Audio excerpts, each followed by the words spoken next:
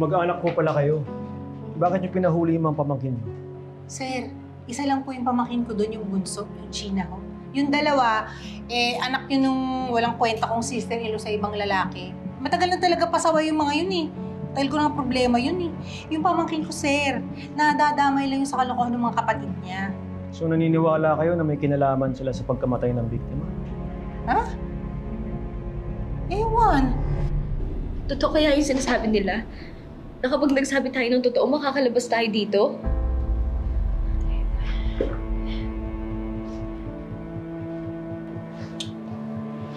Gina naman.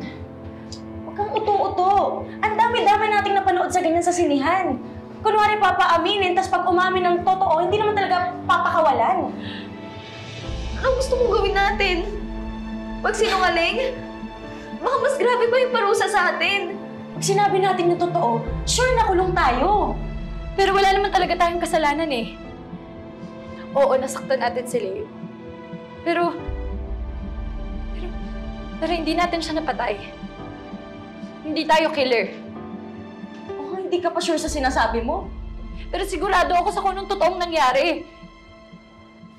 Sir, di ba kakasabi ko lang, wala nga kwenta yung nanay ng mga yun. Kaya, kayo naman, di ba kung ano puno, siya yung bunga. Ano man ho yung may tanong sa inyo, ha? Pwede ko na hubang mauwi yung pamangkin ko si China. Kasi alam ko naman po na inosente yung batang yun. Wala ko yung kinalaman. Tsaka, sir, pwede ko naman ko yung 5 milyon ko. Mrs. Sir. Miss pa po ako, ha? Miss, pamangkin niyo man o hindi yung dalawa sa kanila, sana naman po nagbigay kayo ng konting malasakit. Underage pa po sila. Wala silang tatay. Ang nanay nila nasa ospital. Kayo na lang itong inaasahan nila sa ngayon. Nasaan mo ba sila? Abalante, pakisamahan si ma'am. Sumunod po kayo sa akin, ma'am. Sige, ho.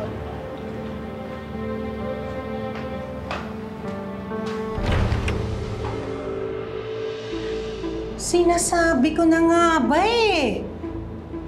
Ano, may alam kayo? Kayong dalawa? Kayo ba pumatay doon sa biktima? Wala kaming kasalanan, kaya wala kaming aaminin. Alam nyo, malalaman din naman ng mga pulis yung totoo. Kaya sabihin nyo na, kaysa lahat maparusahan. Ano to, 3 kayong pumatay? Ano to, group project? Alam ko naman kung ano man yung ginawa nyo, ha? Kayong dalawa, labas doon si China. Kayo lang naman dalawa yung pasaway eh. Alam ko naman na kinadikad nyo lang to eh. Tama na po.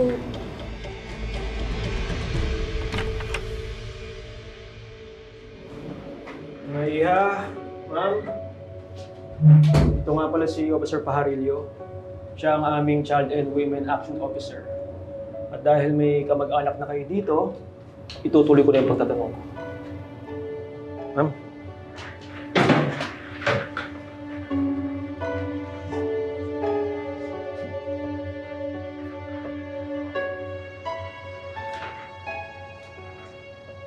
Maiha. Kilala niyo ba si Leo Guerrero? Opo, flip-top influencer po siya.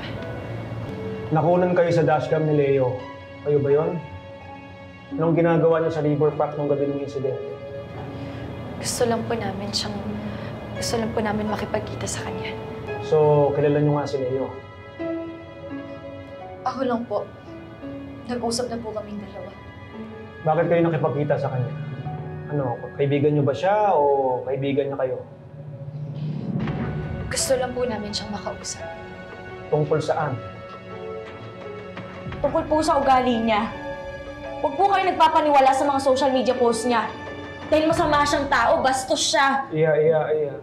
Anong ibig mong sabihin? Papaniwala dyan sa dalawang yan, lalo na yan, ay ang kari na yan. Sinungaling yan eh. Madam, Hindi kami sinungaling. Ano hindi ka sinungaling? Di ba nga magnanakaw ka pa, kinuhanan mo ako ng pay cash? Sinungaling ka na, magnanakaw ka pa. Ma'am, sandali lang po. Pwede po...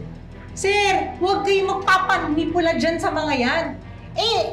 Manang-mana yung dalawang yan sa nanay nila. Alam mo ba yung nanay nila? 3 lalaki pinaikot noon. Kaya huwag kayong maniniwala. Ma'am, sandali lang. Mga iha, Okay lang ba sa inyo na palabasin muna natin ang tita ninyo? Hindi naman po naging tita yan sa amin. Okay lang po, sir. Sige po. Nandito naman si Officer Paharillo. Labas po muna tayo.